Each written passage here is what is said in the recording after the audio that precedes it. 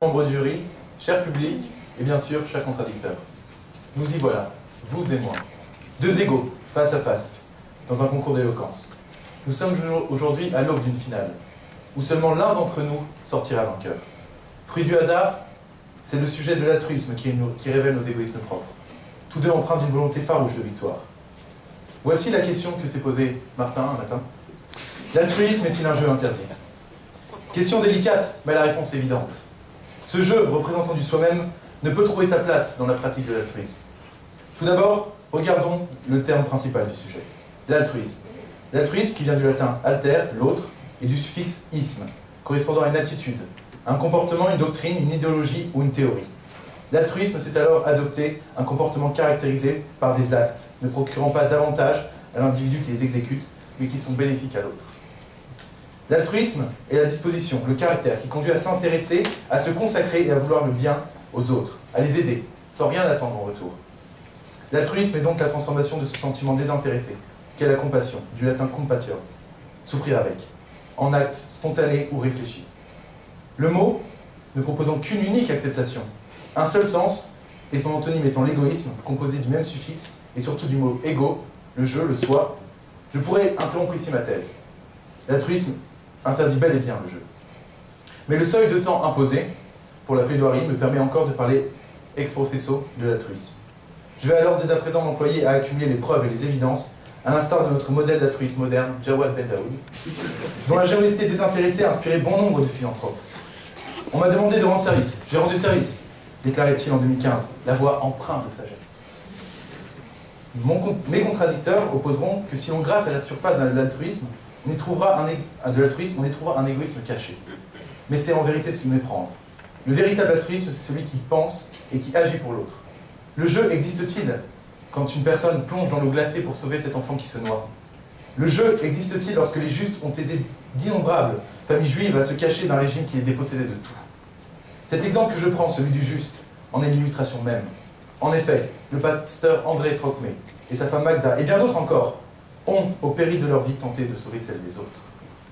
Je vous mets au défi de trouver l'égoïsme caché qui se cache derrière cette action, pour l'autre. D'aucuns, probablement mon contradicteur, vous diront que le sentiment de fierté qui suit cet acte de bravoure équivaut à une motivation personnelle. Mais c'est faire une erreur sur la chronologie. Ce ne sont pas les conséquences, mais bien les motifs de ces actes qui déterminent un altruiste. À l'instant même où l'on plonge pour sauver cet enfant qui se noie, ou, comme le pasteur et sa femme, à ce moment où l'on entreprend de sauver ces familles juives, ont-ils anticipé une quelconque satisfaction pour soi avant d'agir? Je vais alors m'efforcer de vous expliquer l'altruisme authentique. J'entends déjà vos questionnements. Ferais-je une différence entre un faux altruisme et un véritable altruisme? La réponse est claire, oui. Oui, ce véritable altruisme, c'est ce choix spontané, à la vue de la souffrance de l'autre, qui provoque en nous une résonance. À cet instant ultime, le véritable altruiste agit, et plus rien n'existe que cet autre en face de soi. Face à cette résonance en nous, c'est l'empathie. La dimension psychologique de l'empathie naît lors du récit d'une expérience vécue par autrui, soit en imaginant ce qu'elle ressent, soit en imaginant ce que l'on ressentirait à sa place. C'est donc la capacité à rentrer en résonance affective et de prendre conscience cognitivement de la situation de l'autre. L'attention portée aux expressions permet d'interpréter diverses émotions. La joie, l'inquiétude, l'enthousiasme, la peine. La capacité à faire preuve d'empathie nous permet d'être alertés en particulier sur la nature et l'intensité de la souffrance de l'autre. L'empathie peut amener une motivation altruiste, mais elle peut aussi, quand on se retrouve confronté à la souffrance de l'autre, provoquer une détresse et une angoisse qui nous incite à se refermer. L'altruisme, c'est justement faire le choix d'agir, plutôt que d'éviter ses peurs. C'est le jugement d'une décision, et non le constat d'un réflexe inné. En vérité, l'altruisme, c'est cette interdépendance vis-à-vis des autres. Là où l'égoïsme, c'est considérer que soi est une entité à part entière, où chaque acte est une volonté pour soi, ou un intérêt pour soi, l'altruisme, c'est voir l'interdépendance entre les autres. Non pas seulement les siens, mais tous les autres.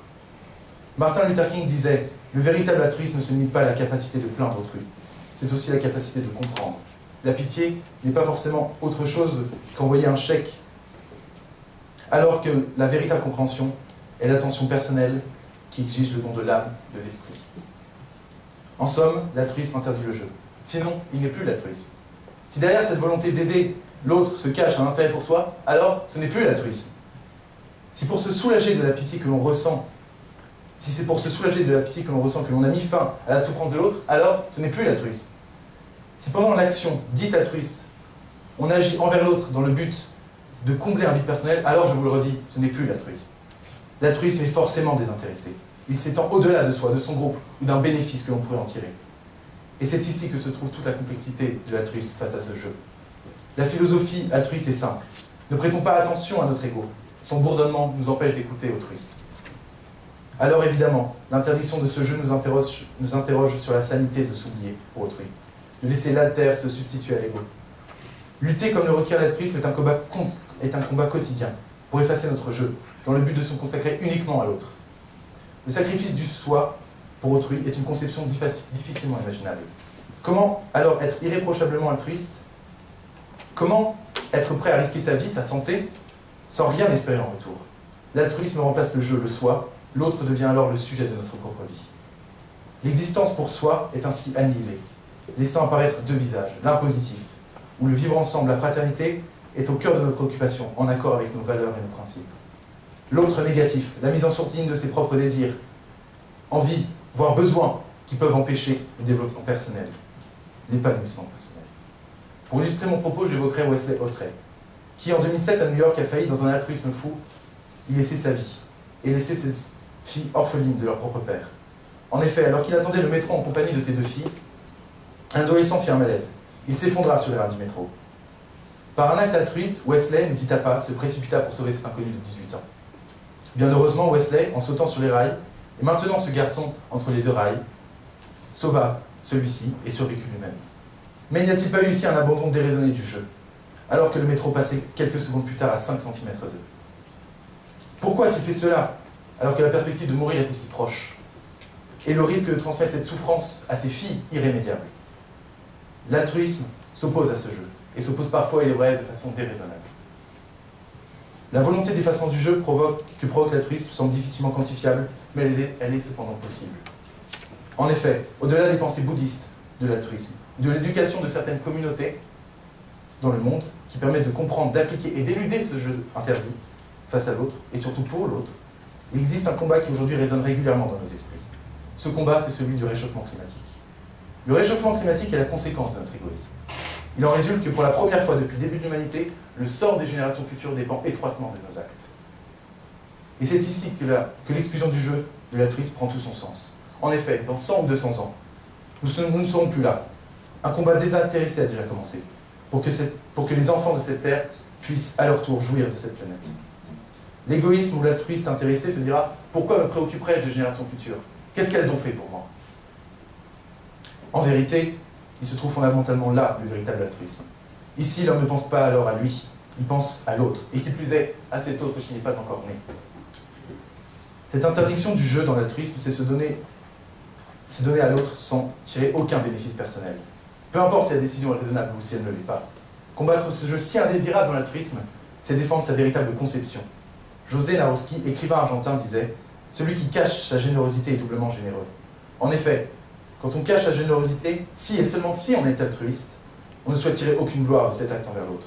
Si agir envers l'autre est un motif de gloire, alors on tombe dans un altruisme intéressé, qui est alors la face cachée d'un genre d'égotisme. En somme, il ne faut pas confondre les actes de générosité que chacun commet tout au long de sa vie de l'altruisme. L'altruisme est une notion indissociable d'une philosophie affirmée, enveloppée de critères que les égotiques percevront comme des barrières. Le véritable altruisme consiste à s'oublier totalement, ne plus vivre que pour une seule chose, un unique but, l'autre. Alors je finirai avec cette phrase de Pierre Corneille, qui nous livre à point nommé une belle définition de l'altruisme. La façon de donner vaut mieux que ce que l'on donne. Merci.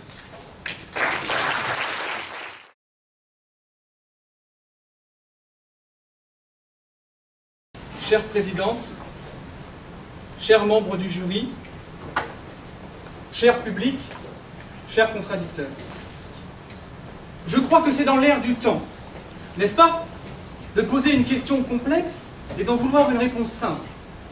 L'autre jour, et c'est véridique, j'entendais à la radio un chroniqueur demander à un spécialiste si, selon lui, le changement climatique allait créer des répercussions sur la démocratie ou si ce n'était pas plutôt la démocratie profonde qui allait permettre de mettre fin à la crise du changement climatique. Avant de lui rappeler qu'il n'avait que 40 secondes avant de rendre l'antenne.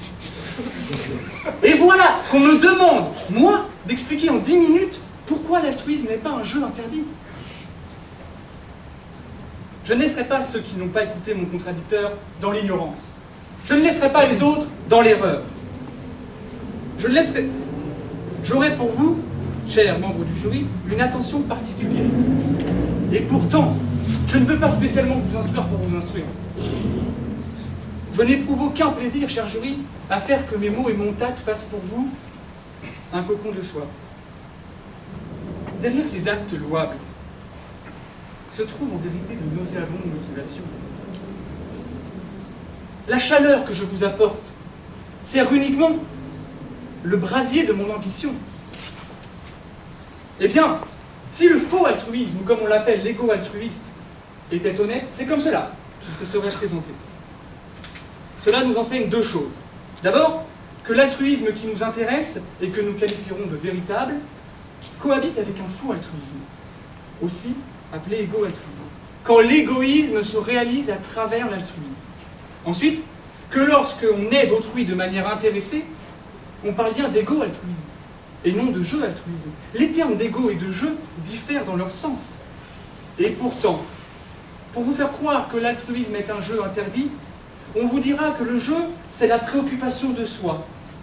Je vous dirai que jusqu'à preuve du contraire, les verbes se dévouer et se sacrifier se conjuguent à la première personne. On oubliera de vous dire que le jeu désigne quelqu'un avec des valeurs. Je sortirai du brouillard de la guerre les résistants qui, au nom de leurs valeurs, ont dit « je me bats ».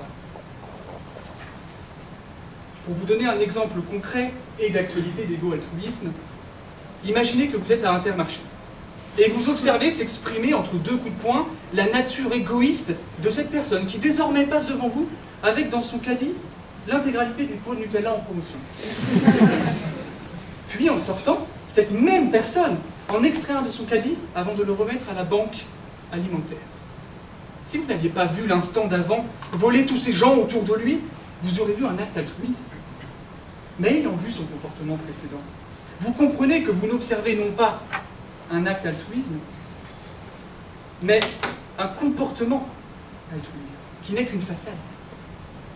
L'altruisme véritable, donc, désigne toute conduite ou attitude où l'intérêt personnel est subordonné à celui des semblables, de manière totalement désintéressée. La motivation première, donc, est de faire le bien.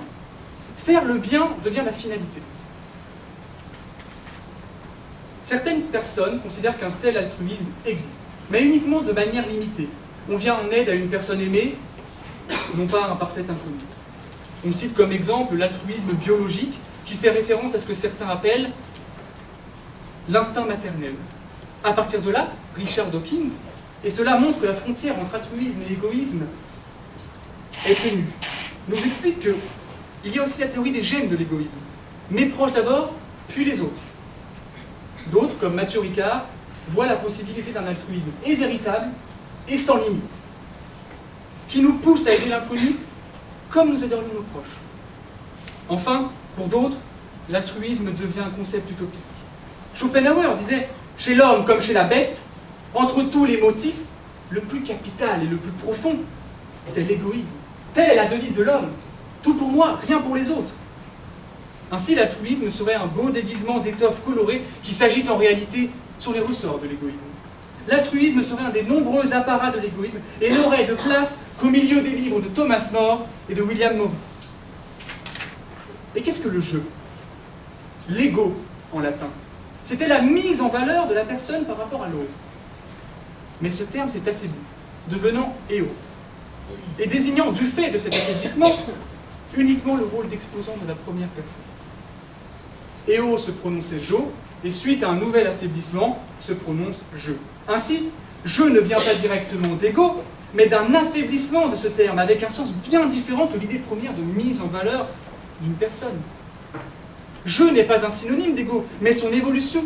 Assimiler l'ego au jeu, c'est assimiler le singe à l'homme, c'est assimiler le bois au violon qu'il devient, c'est dire que je est un autre mot. Je désigne donc le principe auquel l'individu attribue ses actes et ses états. L'expression de celui-ci désigne la première personne et rien d'autre. Ainsi, le jeu peut être aussi bien égoïste qu'altruiste. L'affaire Kitty Genovese de 1964 a engendré de nombreuses études sur les comportements altruistes. Aux États-Unis, alors qu'elle rentrait chez elle de nuit, Kitty Genovese s'est fait tuer, après avoir demandé plusieurs fois de l'aide et hurlé pendant 5 minutes. Dans les jours qui ont suivi, on pouvait lire alors en première page du New York Times le gros titre suivant. Les 38 témoins du meurtre qui n'ont pas appelé la police. Il y avait là un paradoxe. Ces témoins étaient des gens respectables, qui avaient régulièrement des comportements altruistes. Et pourtant, ils n'ont rien fait ce soir-là. Cette affaire a donc déclenché de nombreuses recherches. D'abord, toutes les études ont expliqué que, finalement, les comportements altruisme étaient basés sur des motivations égoïstes. Une personne y verra son entrée au paradis, l'autre y dormira la conscience tranquille, un autre encore se plaira de l'image que cela renvoie de lui. Et alors que ces chercheurs s'apprêtaient à ranger l'altruisme à côté du livre de Thomas More, un psychologue américain, Batson, les en a empêchés. Il explique que l'altruisme, comme il est partout défini, c'est-à-dire reposant sur l'idée d'aider l'autre de manière totalement désintéressée, existe réellement. Mais alors, quelle place pour le jeu dans ce désintéressement? Pour Batson, le véritable altruisme est la conséquence d'une perception du besoin d'autrui qui suscite en nous une réponse émotionnelle de préoccupation empathique. On aide l'autre non plus parce que cela nous apporte quelque chose, mais parce qu'on ressent de l'empathie pour cette personne. L'empathie. C'est la capacité à ressentir les émotions de quelqu'un d'autre. Ainsi, le jeu est au cœur de l'empathie. Je dois ressentir la détresse de quelqu'un pour agir. Excluez le jeu, vous excluez l'empathie. Excluez l'empathie, vous excluez l'altruisme. L'altruisme, loin d'être un jeu interdit, est un jeu nécessaire. Le jeu est en réalité le cœur de l'altruisme. De plus, l'idée de percevoir le besoin d'autrui dont parle Batson implique forcément le jeu. Il peut y avoir autant de perceptions concernant une situation que de personnes qui l'observent. Je perçois le besoin de réconfort de cette personne que sa femme a quittée parce que je l'ai vécu, ou parce que j'ai vécu celle de mes parents, ou parce que j'ai une sensibilité particulière qui me permet d'imaginer son besoin. C'est toujours le je qui perçoit. On ne perçoit pas le besoin d'autrui. Or, pour aider, il faut percevoir le besoin. Et c'est là que le jeu intervient. Je perçois. Comprenez bien. L'altruisme est le fruit d'une manière de penser. Alors, l'altruisme ne peut pas être un jeu interdit. Sinon, ça ne serait plus de l'altruisme, mais uniquement un comportement altruiste. D'ailleurs, derrière tout acte altruiste, il y a un jeu. Et c'est la présence même du jeu qui donne naissance à une aide. Tenez, vous voulez aider quelqu'un à avoir un logement. Vous vous portez caution. Essayez un instant d'écrire « m'engage » au lieu de « je m'engage » dans la mention manuscrite obligatoire. Et vous verrez ce que vous dira la Cour de cassation. Elle vous dira que sans le jeu, il n'y a pas de cautionnement valable. Sans le jeu, donc, on ne peut apporter son aide. Alors, si l'altruisme est un jeu interdit, c'est un jeu de l'ego, dans lequel, pièce par pièce, on se construit un mur. Si l'altruisme est un jeu interdit, c'est un jeu dans lequel il faut mettre l'autre en échec. Si l'altruisme est un jeu interdit, c'est un jeu de solitaire. Mais ce n'est pas le jeu que vous avez tous déjà utilisé pour dire je t'aime.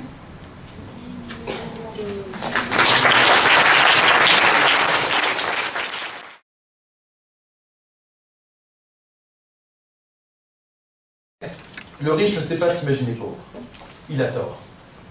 L'altruisme, comme vous dites, parfois c'est une façade. Ce n'est pas de l'altruisme que d'aider son semblable, le véritable altruisme c'est d'aider sans différenciation l'autre. L'autre, l'altruisme, c'est se battre pour l'autre, sans motivation personnelle. Même si l'acte altruiste vous fait du bien, il vous fait du bien, ce n'est pas un intérêt personnel pour soi. Même si, après cet acte altruiste, vous ressentez du bien, ce n'est qu'un intérêt supérieur. C'est comme quand...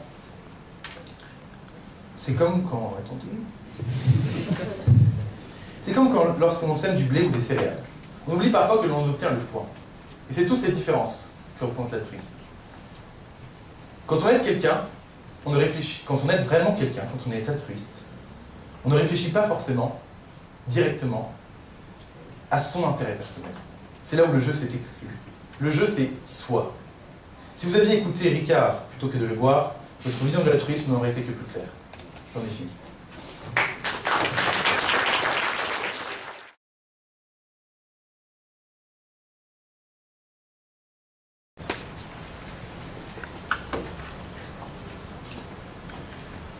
Dès que vous avez commencé à définir les termes, vous avez en même temps trompé votre auditoire.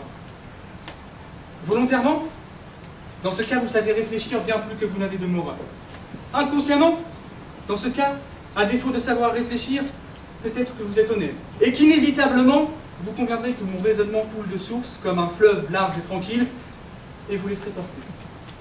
En assimilant jeu à ego, en réalité, vous assimilez un mot à sa racine. Et comme plusieurs mots au sens différents peuvent avoir la même racine, vous niez que la langue s'est enrichie et s'est développée. Vous brûlez une partie de notre dictionnaire à la façon d'un autodafé. Tenez, par exemple, le latin dictator désignait le magistrat unique investi de tous les pouvoirs dans certaines circonstances graves sous la République. Dictator suppose donc une république. Diriez-vous que partout où l'on trouve un dictateur, on trouve une république? Non. Parce que vous n'aurez pas l'audace d'assimiler ce terme de dictator à celui de dictateur. Je craignais pour vous que vous portiez le débat autour du jeu JEU, qui, à défaut de n'avoir pas le même sens que le jeu première personne, a le mérite d'avoir la même prononciation. Mais vous avez fait pire. Vous êtes parti sur l'idée d'ego qui n'a ni le même sens, ni la même prononciation. J'aurais pu, moi aussi, pour me faciliter la tâche, dire que l'altruisme, c'est aider l'autre, peu importe pour quelle raison. Mais je ne l'ai pas fait. Maintenant, pour batailler ce qu'il reste de votre fond, je dirais, mais tout le monde l'a compris, que le jeu qui fait obstacle à l'altruisme, c'est le jeu du repli sur soi, c'est le jeu du calculateur. Vous avez donc démontré que parfois le jeu fait obstacle à l'altruisme. J'ai démontré que le jeu est toujours nécessaire pour qu'il y ait de l'altruisme. Vous dites aussi dans votre plaidoirie, si plus rien n'existe que l'autre en face de soi, on est dans l'altruisme. Il n'y a donc plus de jeu. Eh bien, bonne chance pour celui qui se noie. Si tu diffères de moi, loin de me léser, tu m'augmentes, disait Saint-Exupéry. Alors merci. Merci d'avoir essayé.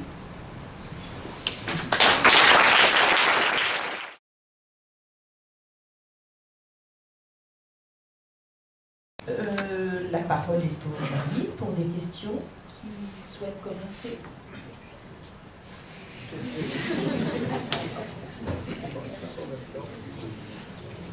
Mais c'est très clair. Bonjour à tous d'abord. Je sais que les idées n'étaient pas très claires parce que je ne sais pas si elles s'adressent aux deux ou à seul. Vous avez tourné autour de ce mot jeu, écrit correctement, avec un argument qui n'est pas tout à fait exact, parce que l'évolution du langage n'emporte pas nécessairement l'évolution du sens, voilà, mais ce qui a été facile pour vous, peut-être, de partir sur d'autres bases. Ma première question, comment placez-vous, par rapport à vos thèses réciproques, l'altruisme envers son alter ego?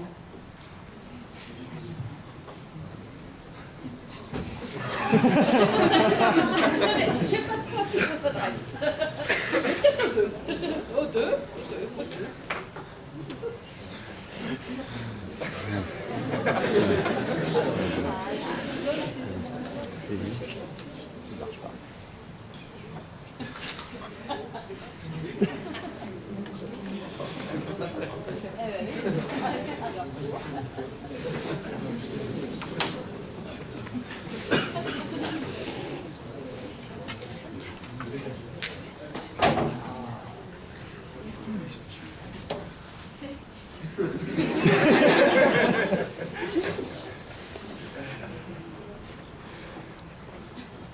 l'alter ego, c'est cet autre soi.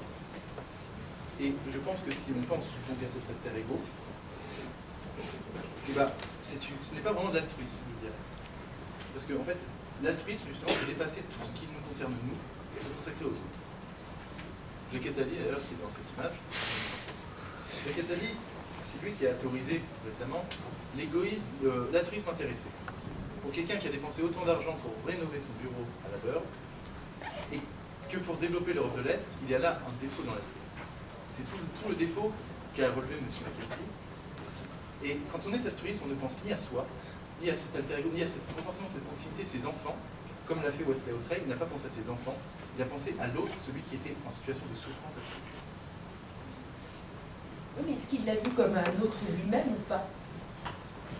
Il l'a vu comme quelqu'un qui avait besoin de l'autre, quelqu'un qui avait besoin de quelqu'un, et du coup, il a sacrifié son jeu, son ego, pour l'aider. Et pour moi, il n'y a pas de prise en compte de l'alter ego comme une identification qu'on peut avoir d'une personne.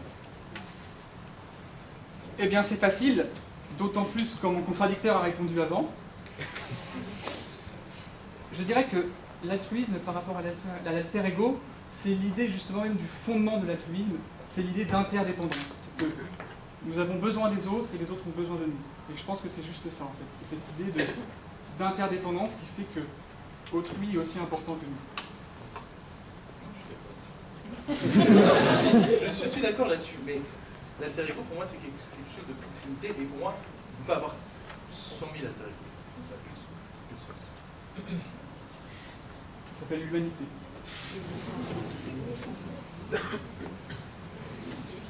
Est-ce qu'il y a d'autres questions?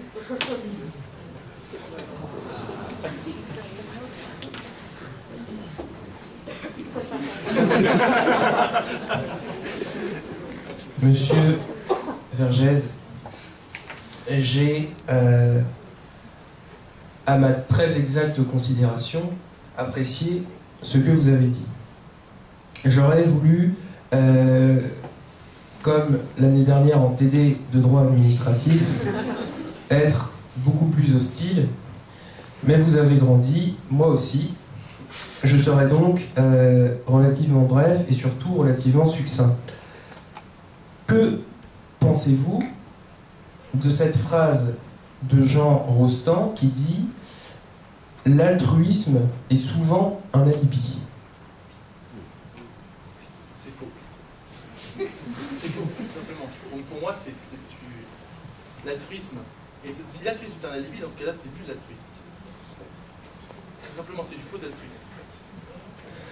Votre réponse me fait penser à une phrase d'un artiste que j'aime beaucoup, qui s'appelle Damso, et qui dit « Je m'en fous parce que je ne respecte R ». J'ai l'impression que vous m'avez fait ce genre de réponse. Alors, monsieur Mackenzie Pierce, vous avez, à un moment donné de votre plaidoirie, esquissé l'idée d'un altruisme des gènes, et vous avez notamment parlé, je crois, de l'instinct maternel. C'était un égoïsme des gènes. D'accord. Alors, ok, autant pour moi. Est-ce que, à ces conditions, est-ce que l'instinct de survie, qui peut être individuel, ou bien collectif, peut sauver soi-même, on peut aussi sauver sa famille, ou bien quelqu'un qui tombe sur les rails du métro. Donc je pense qu'il y a plusieurs exceptions à la notion d'instinct de survie. Est-ce que l'instinct de survie à ces conditions relève davantage d'un égoïsme ou bien d'un altruisme?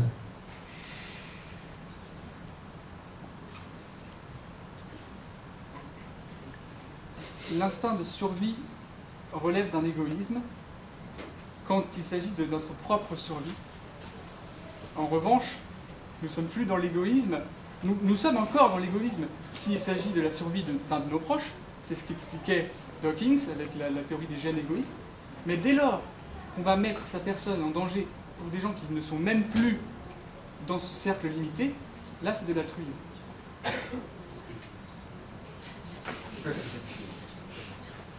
Vous êtes d'accord avec moi? Oui, voilà. Je l'ai vu.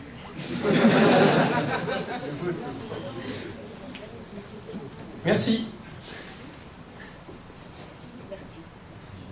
Avant de vous passer la parole, justement, vous qui parliez d'actualité, là, comment vous interprétez chacun, pas l'histoire du Nutella, hein, c'était effectivement une exploitation autre, mais je voyais la semaine dernière un reportage, je ne sais pas si vous l'avez vu, envoyé spécial sur cette alpiniste française qui est partie, donc avec un compagnon, faire une ascension quand même assez spectaculaire en plein hiver, et un des sommets de l'Everest, et donc en plein hiver, première femme à le faire, sachant que malheureusement les choses ne se sont pas passées comme prévu.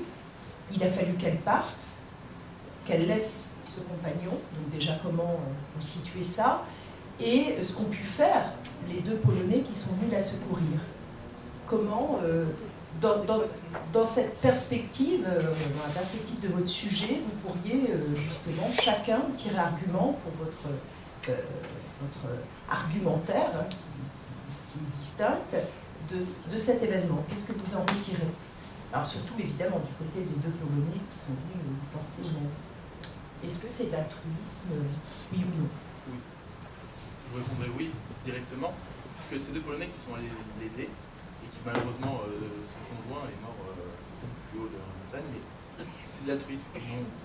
À un moment d'aller sauver l'autre, ils n'ont pas pensé à l'autre. Alors que pourtant, ils risquaient les mêmes choses que ces personnes qui ont voulu bâtir les passes.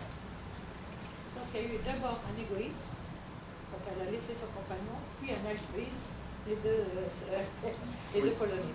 Oui, en partie, oui. C'est comme ça que vous voyez les choses. Et vous?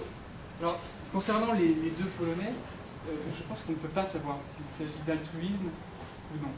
Parce que tout dépend de leur motivation profonde. Est-ce que ces gens-là ont été justement avec Mathieu Ricard faire des séances de bouddhisme pour développer cette conscience du jeu qui aide les autres, et donc que c'est justement la finalité qui était d'aider? Ou est-ce que derrière ça, il n'y avait pas un besoin de reconnaissance? Je pense pas, hein. Un besoin de reconnaissance, l'idée de il faut que je le fasse sinon je ne serai pas bien avec moi-même. Dans quel cas, il y a un intéressement. Donc en fait, altruisme ou non, tout dépend juste de la motivation. Et je pense qu'il n'y a que eux qui peuvent savoir. Une petite question complémentaire sur le même sujet. Est-ce que, à votre sens, le fait qu'elle laisse son compagnon était un manque d'altruisme?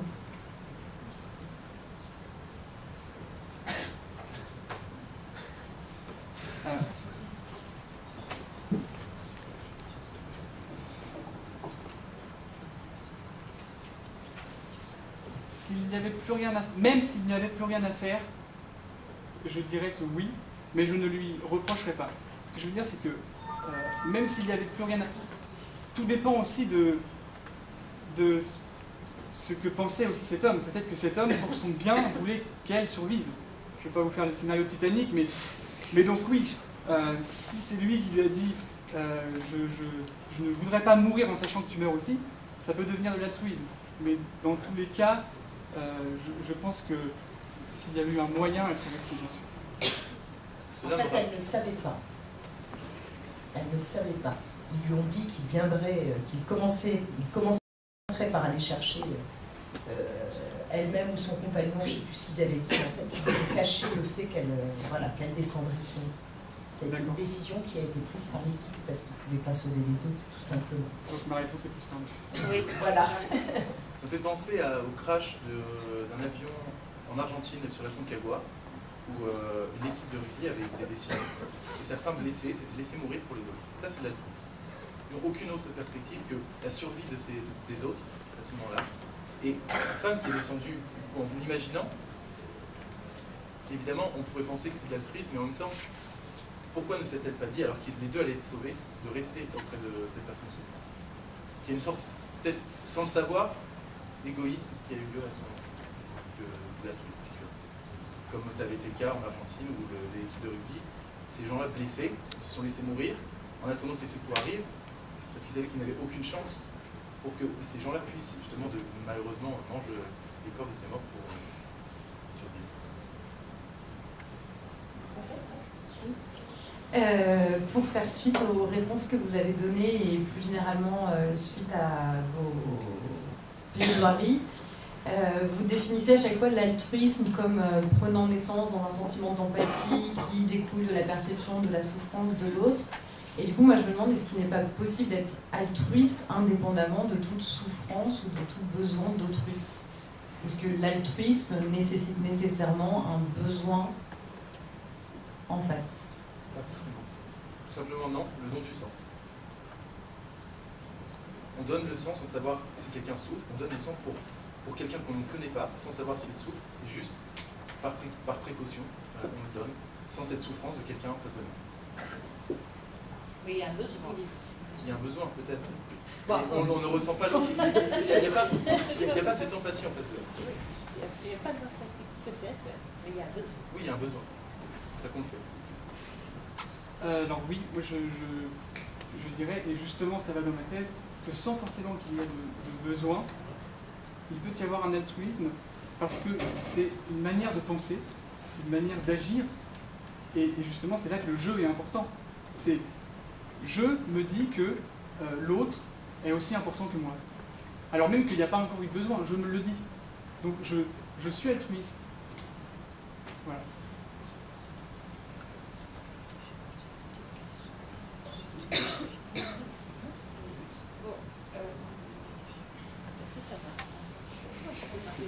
Voilà, d'accord. Alors moi, c'est vraiment, c'est très, ça n'a pas une grande portée, mais quand même. Alors, la première chose, c'est que aucun de vous deux n'a cité le dicton « Charité bien ordonnée commence par soi-même ». Je l'attendais un peu. Et puis, il n'y a pas eu aussi un autre mot qui est apparu dans vos discours, ou alors j'ai été inattentive une seconde, mais le rapport entre vos thèses et la solidarité.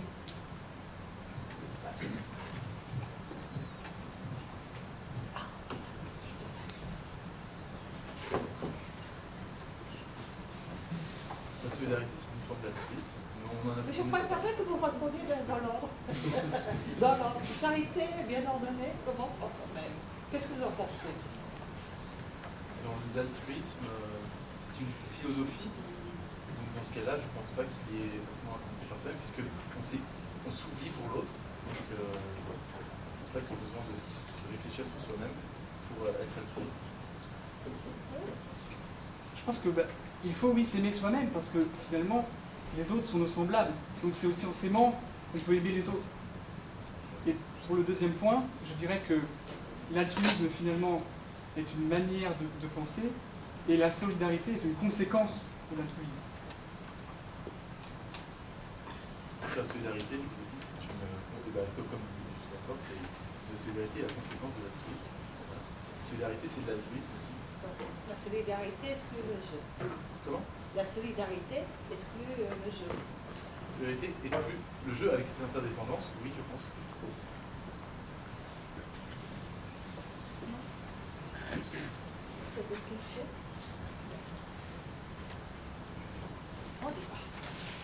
Bien, moi je terminerai par une dernière petite chose quand même que vous n'avez pas évoquée. Vous êtes juristes tous les deux? Oui. L'omission de porter secours, ce qu'on appelle la non-assistance à personne en danger, comment vous situez ça? Qu'est-ce que le droit, lui, il attend justement des personnes? Est-ce qu'il faut être altruiste jusqu'au bout des choses? On voit quelqu'un qui se noie, on ne sait pas nager, on y va quand même, on est un héros. Ou alors, voilà, comment vous situez ça? Oui, même aussi par rapport à l'héroïsme, on n'a pas parlé de ça. Voilà, l'un et l'autre. Je pense. Je dirais que le droit, en tout cas aujourd'hui, c'est l'idée de faire passer un ensemble de valeurs aussi. Et cette omission de personnes en danger, c'est justement parce qu'on pense que c'est pour le bien de tous, qu'on va dire à celui qui se bagarre pour avoir du Nutella, que s'il y a quelqu'un en danger, eh ben, il va être obligé d'y aller, sinon il va avoir des problèmes. Donc c'est aussi pour compenser le fait que certaines personnes soient égoïstes. Parce qu'on pense que l'intérêt de tous, c'est l'altruisme. Et donc la loi permet de corriger certains comportements. La loi, c'est pour l'intérêt général que la loi est là. Et l'intérêt général, c'est aussi porter secours à ses semblables. Donc c'est semblable, que ce soit des gens inconnus ou non, Donc on voit bien ici pour justement tenter d'aider ceux qui sont dans le besoin, ceux qui sont dans une situation enfin, je sais pas, nécessaire de porter secours. D'accord, eh bien, écoutez, merci. Merci à tous les deux.